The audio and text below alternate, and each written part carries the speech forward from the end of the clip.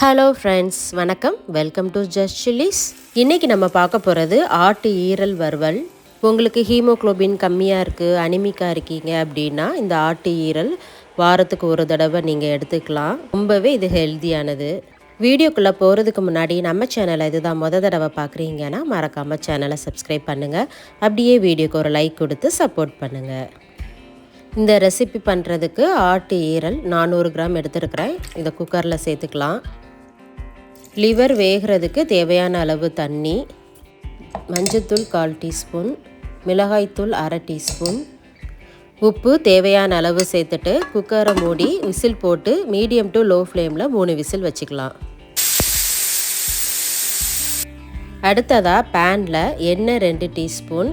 எண்ணெய் சூடானதுக்கப்புறமா பொடியாக நறுக்கின சின்ன வெங்காயம் 15லேருந்து 20 எடுத்துருக்கிறேன்.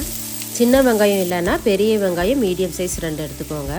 கருவேப்பிலை எல்லாம் கொஞ்சம், 2 இல்லைன்னா 3 பச்சை மிளகாய், தேவையான அளவு உப்பு சேர்த்து வெங்காயத்தை நல்லா வதக்கிக்கலாம்.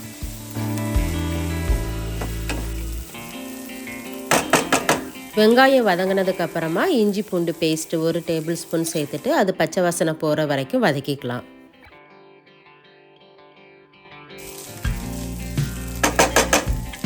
அடுத்ததாக மஞ்சத்தூள் 1/4 டீஸ்பூன், மிளகாய்த்தூள் 1/2 டீஸ்பூன், இது உங்கள் காரத்துக்கு தகுந்த மாதிரி சேர்த்துக்கோங்க. காஷ்மீரி மிளகாய்த்தூள் 1/2 டீஸ்பூன், இது வேண்டாம்னா நீங்கள் ஸ்கிப் பண்ணிக்கலாம். மல்லித்தூள் 1 டீஸ்பூன், ஜீரகத்தூள் 1/2 டீஸ்பூன், கரம் மசாலா 1/2 டீஸ்பூன். இதை சேர்த்துட்டு நல்லா ஒரு தடவை கலந்து கொடுத்துடலாம். இந்த மசாலா சேர்க்கும் போது அடுப்பை லோ ஃப்ளேமில் வச்சுக்கோங்க. மசாலாவை கலந்து கொடுத்ததுக்கப்புறமா ஈரலை சேர்த்துக்கலாம். ஈரல் ஏற்கனவே குக்கரில் வேக வச்சுருந்தோம். ப்ரெஷர் நல்லா போனதுக்கப்புறமா நம்ம ஓப்பன் பண்ணிக்கலாம். வேக வச்சுருந்த ஈரலை அந்த தண்ணியோடையே பேனில் சேர்த்துக்கலாம். இப்போ அடுப்பை மீடியம் ஃப்ளேமில் வச்சுட்டு மசாலாவோட ஈரலை நல்லா கலந்து கொடுத்துட்டு இதோட தண்ணி வத்துற அளவுக்கு நம்ம குக் பண்ணிக்கலாம்.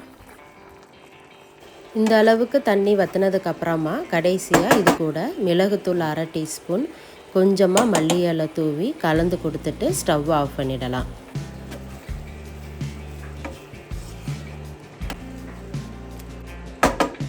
அவ்வளோதாங்க, ஒரு அருமையான ஆட்டு ஈரல் வறுவல் ரெடி ஆயிடுச்சு. இது சூடான சாதம், தோசை, சப்பாத்திக்கெலாம் அட்டகாசமாக இருக்கும். கண்டிப்பாக ட்ரை பண்ணி பாருங்கள். ட்ரை பண்ணி பார்த்துட்டு எப்படி இருந்துச்சுன்னு கமெண்ட்டில் சொல்லுங்கள். வீடியோ பிடிச்சிருந்தா லைக் பண்ணுங்கள். உங்கள் ஃப்ரெண்ட்ஸ் அண்ட் ஃபேமிலிக்கு ஷேர் பண்ணுங்கள். ஜஸ்ட் சில்லிஸ் யூடியூப் சேனலை மறக்காமல் சப்ஸ்கிரைப் பண்ணுங்கள். பக்கத்தில் இருக்கிற பெல் ஐக்கானை ப்ரெஸ் பண்ணுங்கள். ஆல்ங்கிற ஆப்ஷனை கிளிக் பண்ணிங்கன்னா நான் போடுற வீடியோ உடனே உங்களுக்கு நோட்டிஃபிகேஷனாக வந்துடும். Thanks for watching.